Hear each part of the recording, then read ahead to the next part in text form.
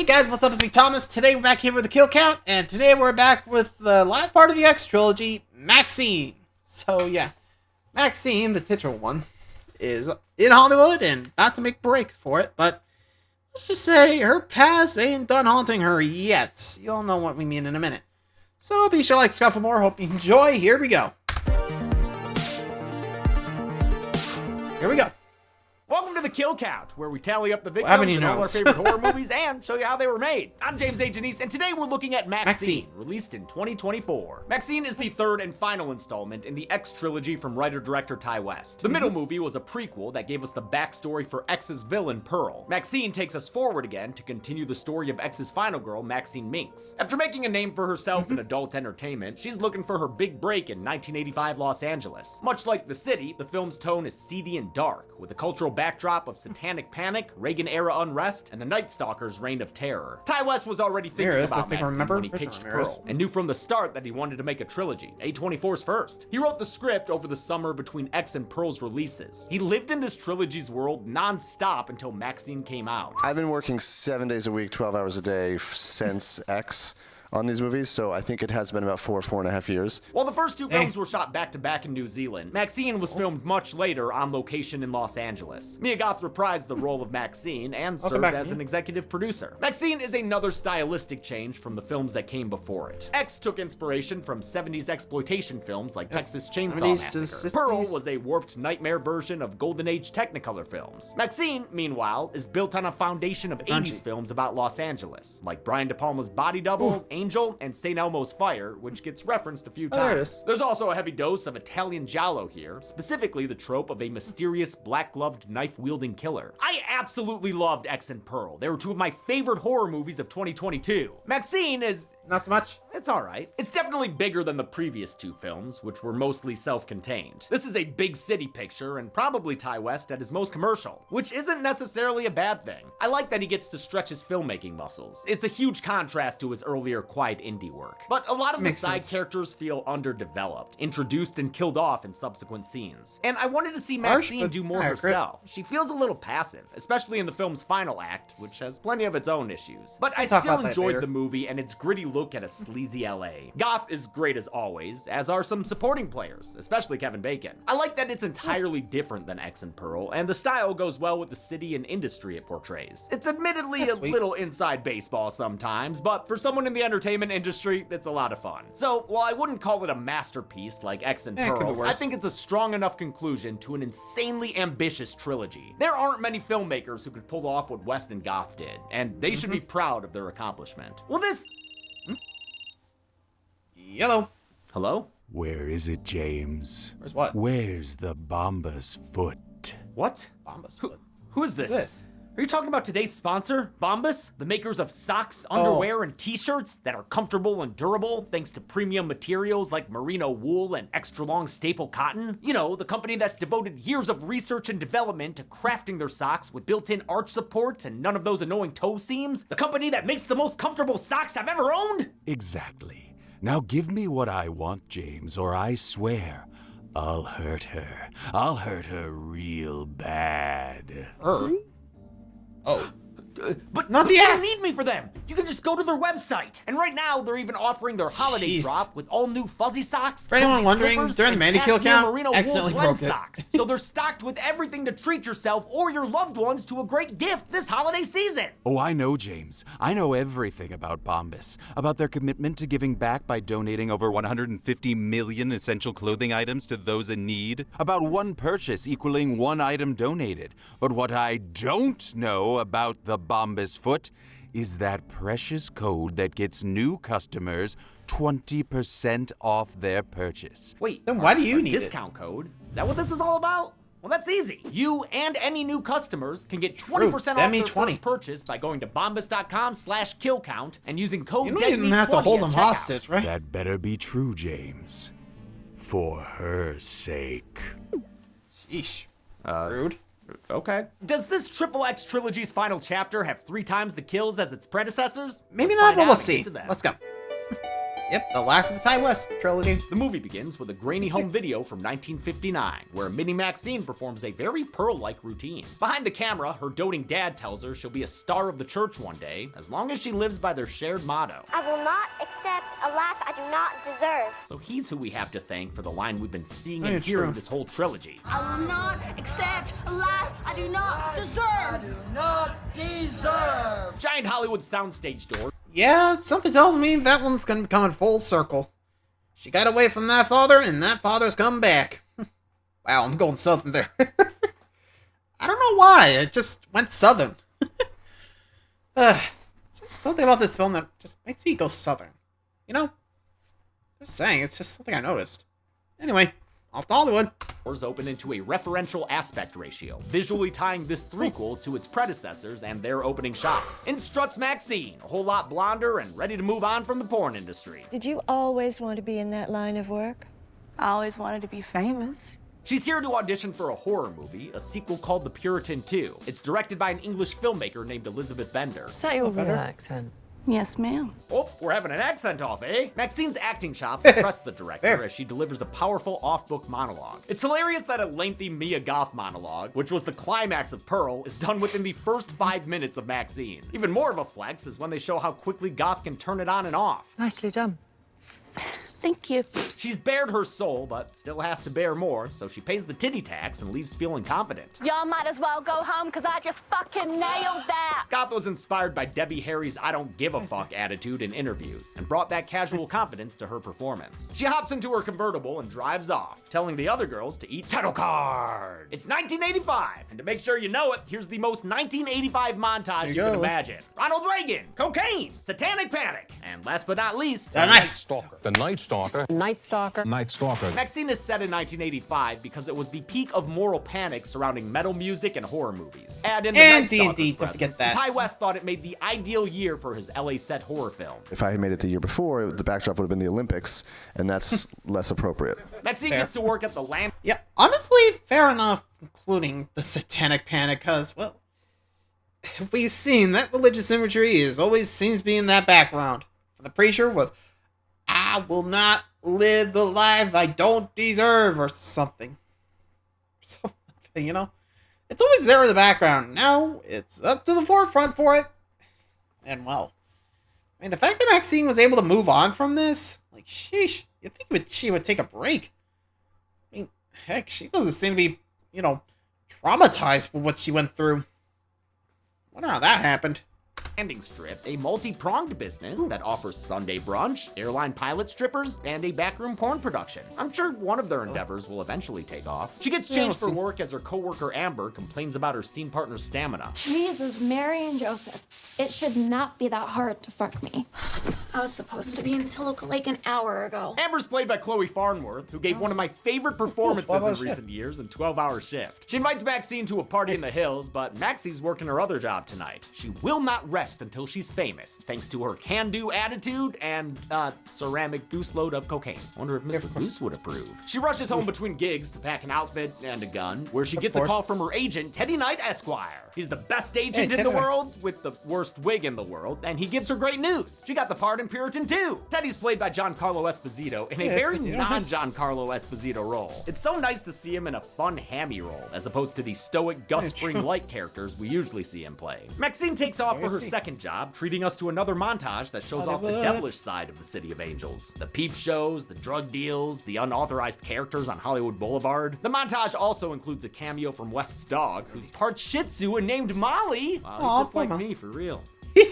She does a lot of ADR work with her barks. What a good girl. The sequence looks grimy, gritty, and authentically 80s in a way that's hard to capture. Some shots look ripped straight out of Angel, like literally. West wanted to avoid the brightly lit, colorful leg warmers version of the 80s often seen in media. Fair enough. So this is more Repo Man than Buns of Steel. They actually filmed on Hollywood Boulevard, shutting down a whole block of it for 4 nights to dress it with period cars and signs. Damn. Shooting in LA came with pros and cons. It allowed Goth to go home to her newborn daughter every day, and gave production access to landmarks like the Walk of Fame and the Vine Theater. But they had to make LA look like its seedier 80s self, and work around annoying restrictions on shooting in Hollywood. The irony that Hollywood has no interest in you shooting movies here. Desultory jazz takes us into Show World, where Maxine works as a showgirl. Here, customers can buy a ticket for some yeek yeek whoop whoop and watch them playing around. Because much like Luda, we in the red light district. A quarter in the slot buys a peek at a pretty young thing. Wait, only a quarter? How the hell do they cover their overhead? Maxine's performance gets one black glove dude so bothered he has no idea what to do with his wood.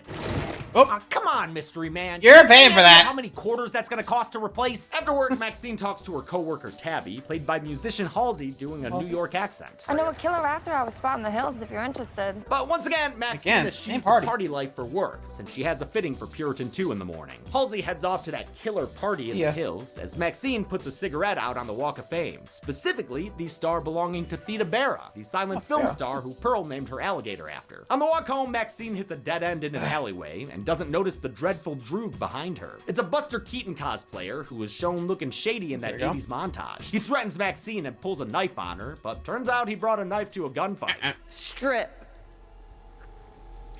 What? A what? She forces him to deep throat her gun and get on the ground. Face down, ass up. That's the way she likes to get rough. She recaps the end of X for him. Do you know what happened to the last person who tried to kill me?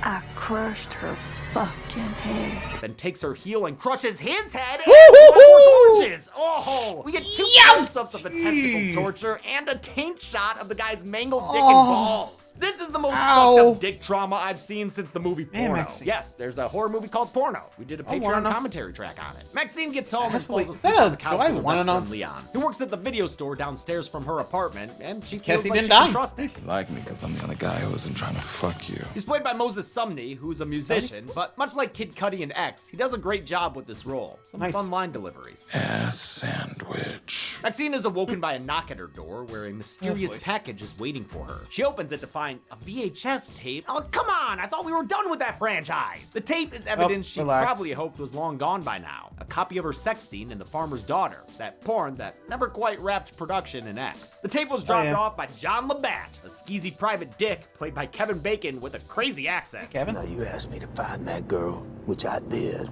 But whatever sick shit you got planned next, that's more than we bargained for. So if you still need my help out here, it's gonna cost extra. Going up. His unseen client is Mr. Giallo Gloves from Show World, who's made a sinister tape featuring Maxine's co-workers Amber and Tabby. Who is this mystery man? Well, I think if you don't get too invested, you'll like the movie more. So, yeah, just try not to worry about it. Maxine needs a head cast for Puritan 2, so she visits the workshop of an effects artist played by Sophie Thatcher, wearing her uniform colors. Go Yellow Jackets! She goes to get more bandages, leaving Maxine on her own. Wait, no breathing straws or nothing? As the alginate solidifies and drips, it begins to resemble Pearl's aged face in X. With the claustrophobic head cast forcing her to be alone with her traumatic memories, Maxine begins to panic. Good thing she can't see all the reminders of X around her, like a head in a cowboy hat with its eyes poked out like Wayne, a torso with bullet holes in the chest like Jackson, a man missing his head like RJ, and a girl missing her face like Lorraine. I know they're blurry and in the background, but this isn't just me reaching. West himself pointed these out on Vanity Fair. Yeah, there you go. Maxine succumbs to her anxiety and falls backwards, with all the other masks laughing at her.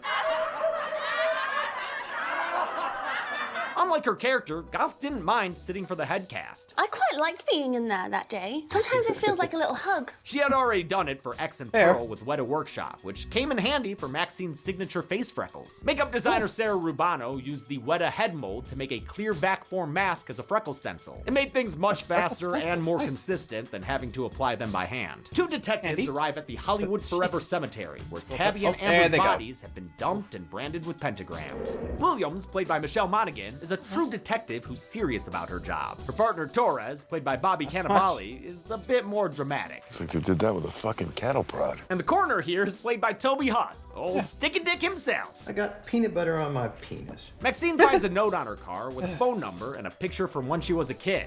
Didn't think they'd have yearbooks in the traveling tent school I assumed she attended. She calls the number and agrees to a meeting where she finds Kevin Bacon just sizzling sleaze. Boy, you look a whole lot taller in person. I guess I only ever seen you lying on your back. John Labatt introduces himself as a private investigator from New Orleans. To play this big sleazy from the Big Easy, Bacon watched YouTube videos of New Orleans police officers, politicians, and private eyes. He even took a solo road trip to Louisiana to work out his character's backstory. Labatt tells Maxine he knows about the Texas porn star massacre and its victims, including Howard and Pearl Douglas. It feels wrong for Pearl to have a last name. It should be a mononym, like Madonna. Maxine tries to pay him off, but Labatt's client ain't after money. He just wants her to come to a party in the hills. And if she doesn't, he'll expose her past. How's that old saying go?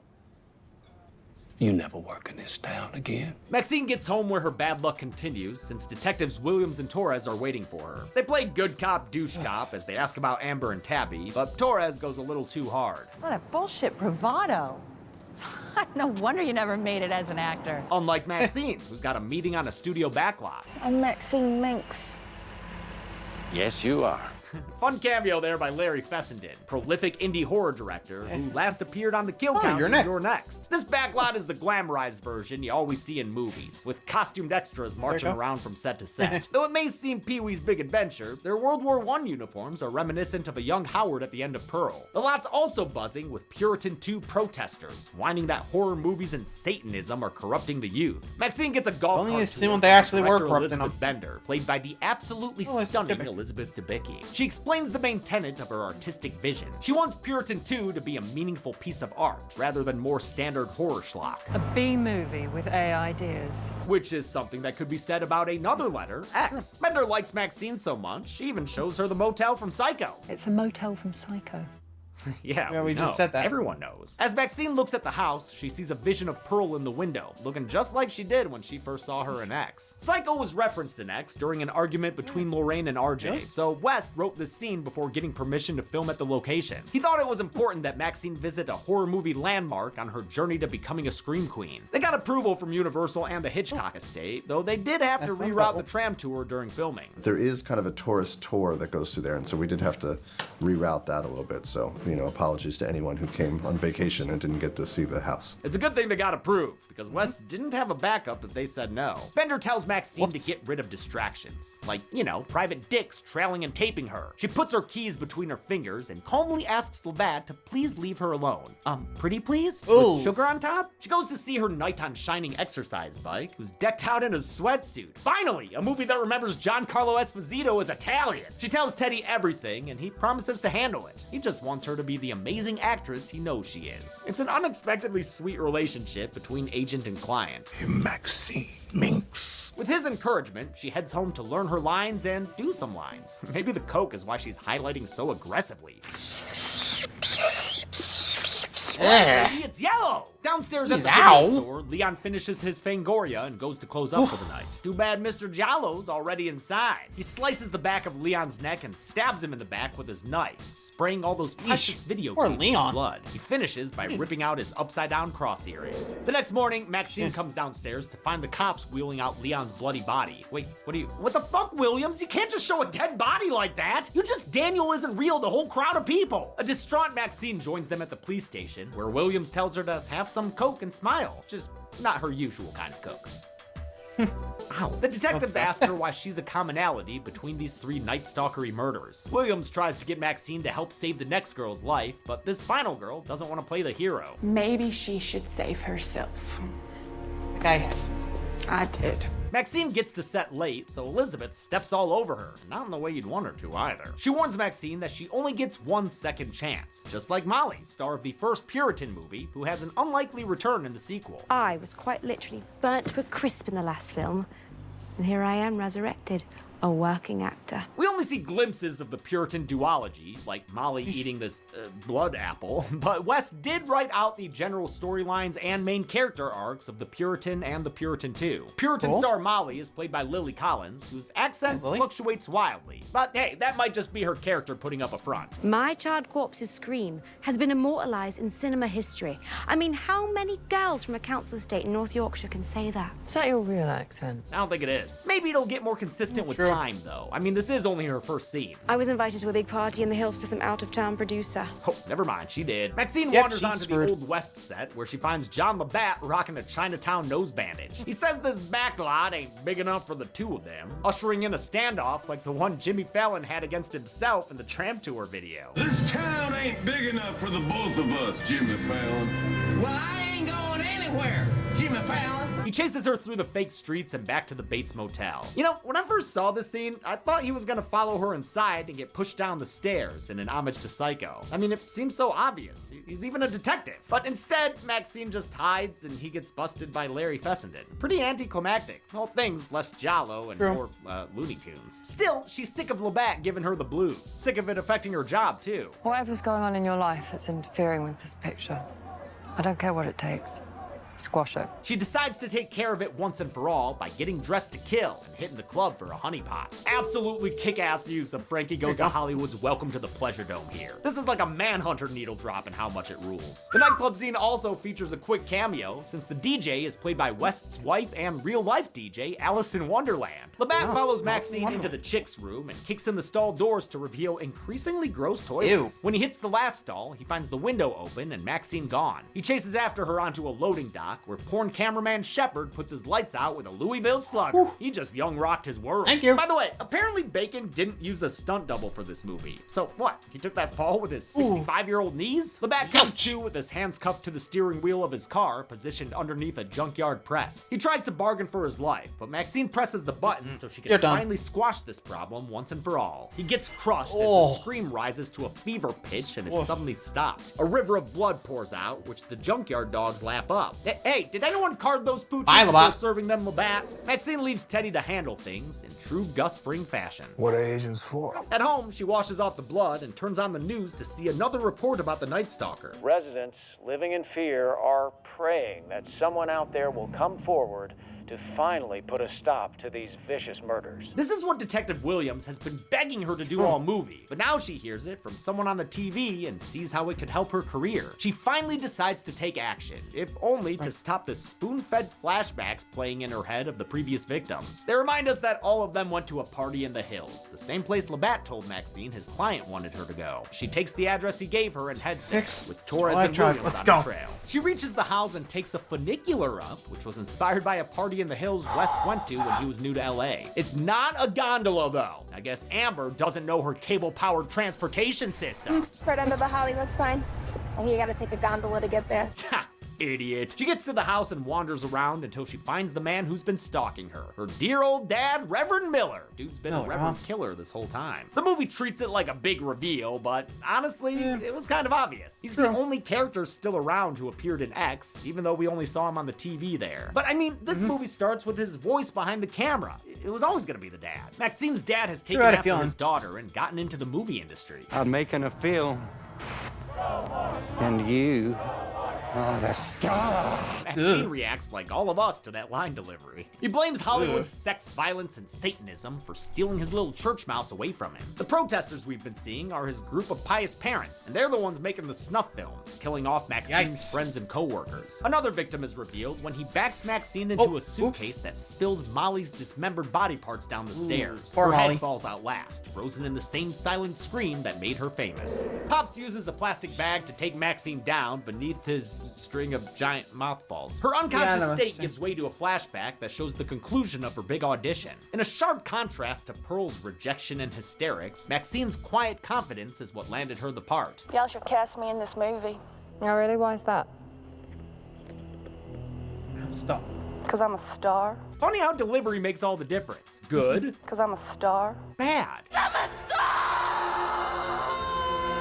Maxine wakes up to lights, camera, monologue. Ezekiel 16, chapter 14. Ugh, Papa, don't preach. But she is in trouble deep, as he plans to use her to expose Hollywood as the cult it is. He's got a culty camera crew and everything. Too bad that one guy doesn't even know how to hold a boom. Maxine's dad is played by New Zealand actor Simon Prast, reprising the role from X. Here, he, hams it up quite a bit. He's definitely going for it. It does fit his character, an evangelical fire and brimstone preacher. It just feels like a huge burst of very different energy, kind of coming out of nowhere. He gives Maxine a choice to renounce her life of sin or forfeit her right to life. But before Maxine takes a serious hit to her personal brand, Torres shows up finally ready to play the leading man. A cultist pulls a gun, but Williams says bang bang, kiss kiss that gun goodbye, and sends him for a swim. Then all hell breaks loose, and there was a firefight! Dad drops the red hot brand and goes up in flames, just like Pearl's mom did in the last movie. Man, where's boiling corn water when you need it? He manages to cool off in the pool in a shot where we see 2 dead bodies in the background. Damn, those detectives work fast. They take cover and keep the count going as Torres shoots a cultist in the head and Williams gets another in the chest. One of the dead churchgoers in this scene was played by an extra named James Hunter, who filed a $500,000 lawsuit against Goth and A24 in January. He claims that Goth kicked him in the head during filming and then taunted him about it. I felt the need to mention this, even though we don't really know what the truth is here. Hunter's involvement in other lawsuits has called this one into question, and there's been no corroboration and so far no resolution to the whole thing. I'll just state my agnosticism and wait for the courts to figure this one out. The Reverend cuts his pool time short and runs away from the scene as the cops shoot down 2 cultists near the video camera. Did you get that on film?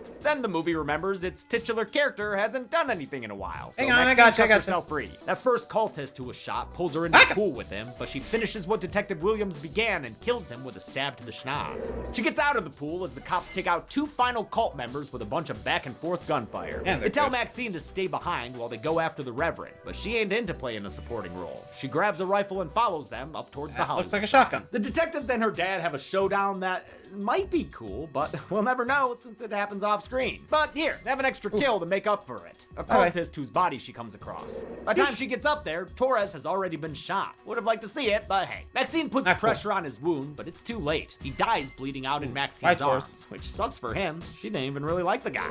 She ditches his body and then finds Detective Williams with a crucifix in her eye. Come on, we missed the cool part again? She tells Maxine that she shot her dad, then takes an absolutely comical tumble down the hill until she's gone, baby, gone. Maxine continues until, for the 3rd fucking time, she finds a dying person in the hills. This time it's her dad, who's still got enough breath left for one more monologue. He tells her he created a monster while trying to shape her into a success, and begs her forgiveness for failing her. A police helicopter arrives overhead, and in the spotlight she always wanted, Maxine has a fantasy. A dream sequence shows how this whole incident could make her an overnight success. She could have talk show appearances and a Puritan 2 premiere at Mann's Chinese Theater, the actual theater on Hollywood Boulevard where Maxine had its premiere in real life, complete with protesters. Yeah, it is. It was fun. She snaps back to reality and recites her father's favorite phrase. I will not accept a life I do not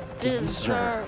And she shoots his head point blank. Holy crap! That thing exploded like a pumpkin. Hell yeah! Boom. Justin Raleigh and his team of Fractured Effects provided a lot of the prosthetics, like Papa Miller's head, which looks so damn cool when it explodes. I love all these angles of it. They also made the crucifix gag. Michelle Monaghan wore a plate over her eye with a silicone face piece that went over it. A prop crucifix was then fastened to the plate, and the whole thing was applied by makeup artist Kevin Wassner. It's so creepy and good. I love it. To finish the effect, they included an eyeball that was shoved to the side. Gross. That's so fucked up. In a bit of a confusing ending, since we already had a fake fantasy flash forward, we now have a real flash forward to 1 month later, when Maxine's cutting a line of coke with her SAG card. Hope she saved enough drug money to pay her dues. She's finally achieved her dream. You're a fucking movie star.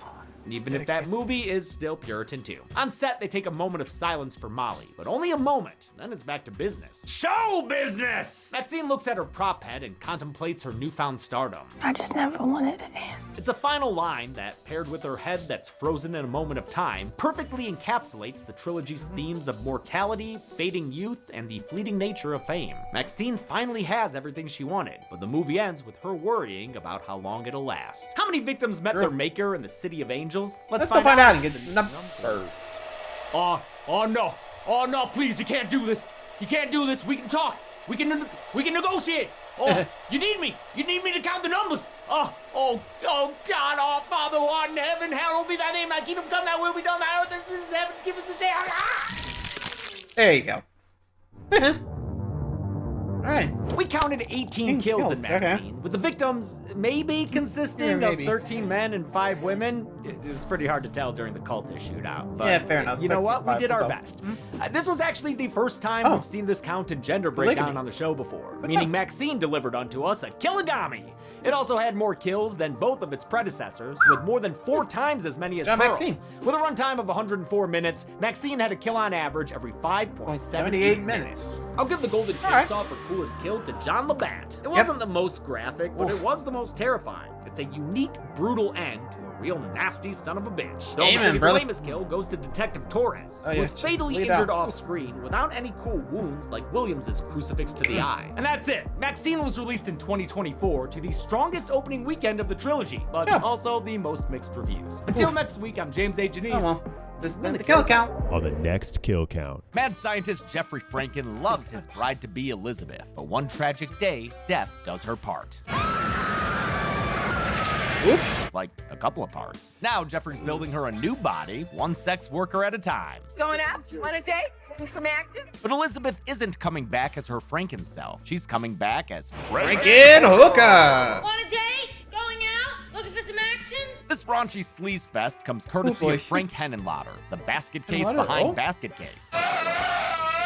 But Frankenhooker has less horror and way more comedy than the first Basket Case. What's all the fuss? It's much more like the Basket Case sequels, with an actual budget and crew behind it. As with most exploitation movies, Frankenhooker will not be for everyone. Oh, humanity. It's got sex. You made this. Reminds me of St. Louis Arch. Drugs. This crack shit's killing them. Sex on drugs. The party ain't over yet. And a titular character who's actually not in a lot of the movie. What the hell are you talking about? Yeah, You'll doesn't see. show up for like a whole hour. It's kind of a bummer, honestly. But don't worry, there's still plenty of bloody booby buddy mayhem in the meantime. Utterly awesome. So this week, stitch up a date and watch Frankenhooker. This is the moment we've been waiting for. Then on Friday, tune in for the Kill Count. Only on Dead Meat.